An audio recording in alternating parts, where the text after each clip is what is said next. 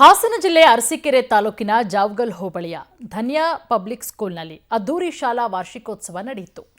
ವಿವೇಕ ವೈಭವ 2024-25ರ ಕಾರ್ಯಕ್ರಮದಲ್ಲಿ ಪರಿಷತ್ ಬಿಜೆಪಿ ಸದಸ್ಯ ಸಿಟಿ ರವಿ ಪಾಲ್ಗೊಂಡಿದ್ದರು.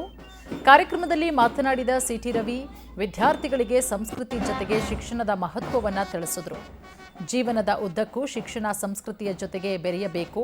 ಶಿಕ್ಷಣ ಶ್ರೀಮಂತಿಕೆಗೆ ಬೆರಗಾಗಬಾರದು. ಶಾಲೆಯಲ್ಲಿ ಮಕ್ಕಳು ಪಡೆಯುವ ಶಿಕ್ಷಣವೇ ಶ್ರೀಮಂತಿಕೆ ಆಗಬೇಕು. ಸಾರ್ವಕಾಲಿಕ ಬೆಲೆ ಪಡೆದಿರುವ ಶಿಕ್ಷಣ ಶ್ರೀಮಂತಿಕೆಗೆ ಬಲಿಯಾಗಬಾರದು. ಪ್ರತಿಯೊಬ್ಬ ಮಕ್ಕಳು ಶಿಕ್ಷಣವೆಂಬ ಶ್ರೀಮಂತಿಕೆ ಪಡೆಯಬೇಕು ಅಂದರು.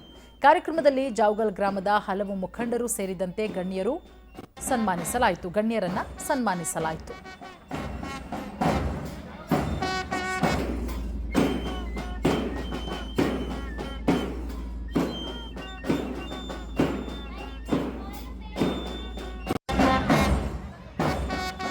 ಸ್ವಾರ್ಥಕ್ಕಾಗಿ ಬದುಕಿದವರನ್ನ ಅವ್ರ ಮನೆಯೂ ಮರೆತು ಬಿಡುತ್ತೆ. ತುಂಬಾ ಶ್ರೀಮಂತ ಇದ್ರೆ ಆ ಶ್ರೀಮಂತರನ್ನ 3-4 ತಲೆಮಾರ ನಂತರ ಅವ್ರ ಮಕ್ಕಳು ಮರೆತು ಬಿಡ್ತಾರೆ. ಯಾರು ಸಮಾಜಮುಖಿಯಾಗಿ ಬದುಕಿರ್ತಾರೆ ಅವನನ್ನ ಬದುಕಿನ ನಂತರವೂ ಕೂಡ ನೆನಪಿಸ್ಕೊಳ್ತಾರೆ.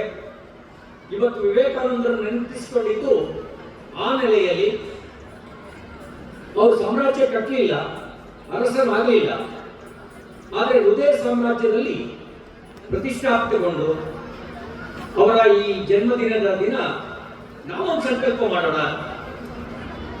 ಆ ಸಂಕಲ್ಪ ಏನು ಅಂದ್ರೆ ಬಿ ಗುಡ್ ಡೂ ಗುಡ್.